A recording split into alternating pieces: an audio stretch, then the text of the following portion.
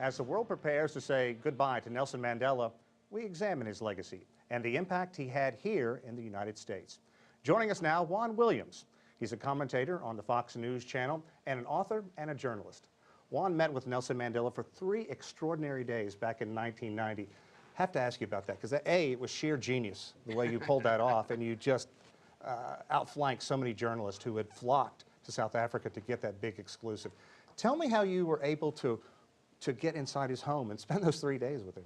Well, as you can imagine, journalists from around the world, not just the United States, but every country in the world went to South Africa because of Nelson Mandela being released from prison after 27 years. It was an international burst of excitement that suddenly the freedom struggle was being satisfied, rewarded. Nelson Mandela released from jail. And so I was one of these many journalists. But when I showed up, of course, they said, no, you're just a print journalist. At the time, I was working for the Washington Post. And all the interviews were going to people like Dan Rather, Tom Brokaw, the American top anchors, and their equivalents worldwide. But it turned out that Nelson Mandela had read a book that I had written about the American Civil Rights Movement called Eyes on the Prize while he was in prison. In fact, he's one of the few people I often joke who read the book before he saw the TV series. And then I said, well, I would like to meet this guy, because the word got to him through friends of mine that I was there. But it was not an interview, it was just a handshake, like you're saying hello to somebody. But when I met him, I wouldn't let go of that hand. And I said I was so, anxious to please Mr. Mandela, let me interview. No. And the people are pulling me away. But as I was about to hit the door, he said, well, if you can help me write some letters, you're a writer, I'd be glad to do so. So I ended up writing some silly notes, things like, thank you, Comrade Gorbachev, great to be out, hope to see you soon, love, Nelson, silly things. But we had a little office in the back of his house, and then I would come to him and we would talk sometimes, and I'd go back and do some more letters. And the conversations with Nelson Mandela are what stayed with me to this day. Just epic. I want to ask you about some of this, because to a lot of people out there, they may have lost sight about this. Let's think back to the 1980s, a different world. Reagan administration continued to brand Mandela as a terrorist, as a communist, did nothing to help him be released from prison. What did Mandela think about that?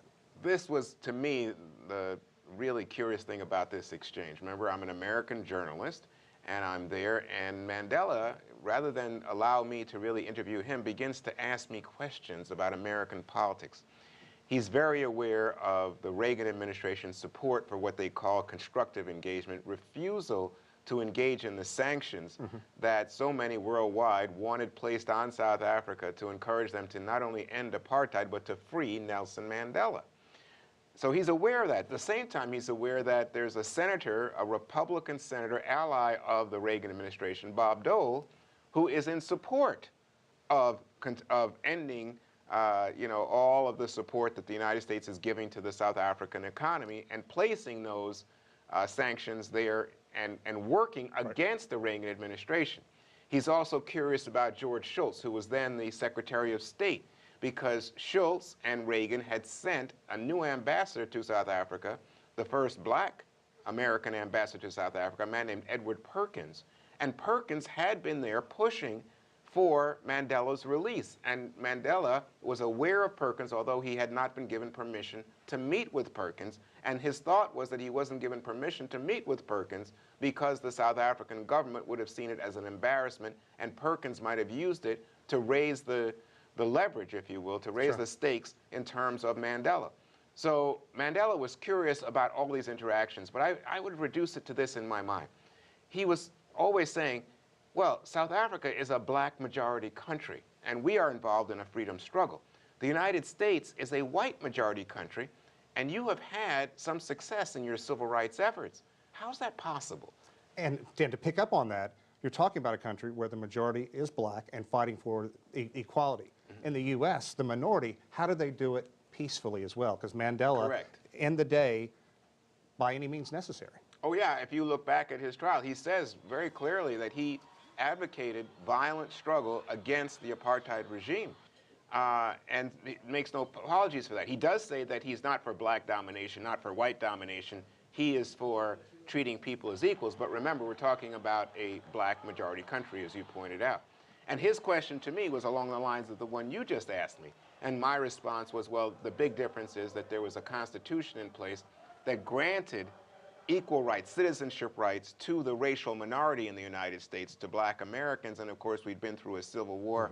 So you have citizenship, a constitution with rights in it for those citizens, and then you had a civil war in which the country was pretty much torn apart over the issue of slavery.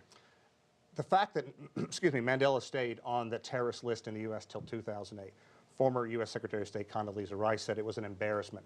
Arguably, she and her administration could have done something from 2000 to 2008. Do you find that still staggering to this day? Yeah, you know, I guess I live here and I know all the players in these games, and so it's not staggering in the sense that for them, they are cautious and they're wary. Even when Mandela became president, you'll note that there was concern that he was still going to nationalize some of the industries in South Africa. Was he truly dedicated to free market principle, or was he following the line of communist countries, some of which had been allies in the South African freedom struggle, Cuba and others? So there were all these questions about who is Nelson Mandela, what will he become? So you can understand that this goes on through the 90s, but the point that it went on through the 2000s is just odd, it's just bizarre, and an indication of how slow it is to get people to react to realities of change, and Nelson Mandela as a free man who in fact had embraced free market principles. Barack Obama, of course, at the funeral this week, he had the podium for a bit. I want you to listen to what he had to say, the impact Nelson Mandela had on him, and I want to get your take on this. Over 30 years ago, while still a student, I learned of Nelson Mandela and the struggles taking place in this beautiful land, and it stirred something in me. It woke me up to my responsibilities, to others and to myself, and it set me on an improbable journey that finds me here today. And while I will always fall short of Madiba's example, he makes me want to be a better man. He speaks to what's best inside us. It's interesting because we spoke with the professor earlier, and he talked about how everybody wants to get next to Nelson Mandela right now, hang on to his coattails. What are your thoughts about that? Well, I remember seeing Nelson Mandela when he came to the United States in the late 90s for the 50th anniversary of the United Nations. And of course, they have a meeting there of world leaders, but they had a photograph taken, you know, where all the world leaders stand together, almost like a class picture, their senior class picture. Sure. But what was interesting to me about the dynamic is that all of them wanted to be next to Nelson Mandela. And in my mind, you know, I'd had this moment in my life where I was, you know, into relating to him so closely. And then here it was realizing all these men, world leaders, people of some stature, saw him as somebody they wanted to be associated with because they felt he would lift their stature.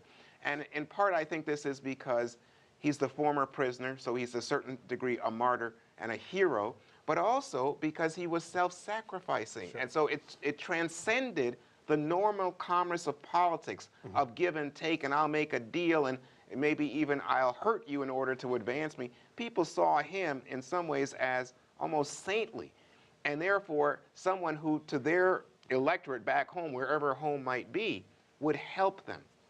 I want to get back to your 3 days with him quickly. Anything during that time that led you to believe he held some bitterness against the U.S., against Great Britain, for not doing more earlier? Oh, I think there's no question that he felt that the South African government and commercial interest had worked against the freedom struggle, not only in terms of keeping him in prison, but of course overall time, that the world had closed their eyes. And so he was talking in terms of principle and saying, here is what people of integrity should have been doing, but what are the politics? So he was talking to me in terms of the politics. It's very interesting to me as an American. He did not speak in terms of religious principle, sure, which was so important to the African-American civil rights experience, you know, the church and Dr. King and the like. You don't hear Obama even speak when he talks about Mandela in terms of religious experience. But Mandela was important to black Americans. When he came here, it was like a ticker tape parade. It was like Dr. King, Malcolm X, Thurgood Marshall suddenly had come back to life because he embodied that freedom struggle. Quickly, just a couple of words. The selfie. that Barack Obama, the Danish Prime Minister, and David Cameron took? Good or bad? It's like, you know, it's child's play in an era of Twitter and Facebook. You might say that it was inappropriate given that it was a solemn occasion, a funeral, but I don't think there's any way that you wouldn't say it's very human in 21st century life. Juan Williams, thanks very much for your insight. Greatly It's my appreciate it. pleasure. Thanks. Not good to be here.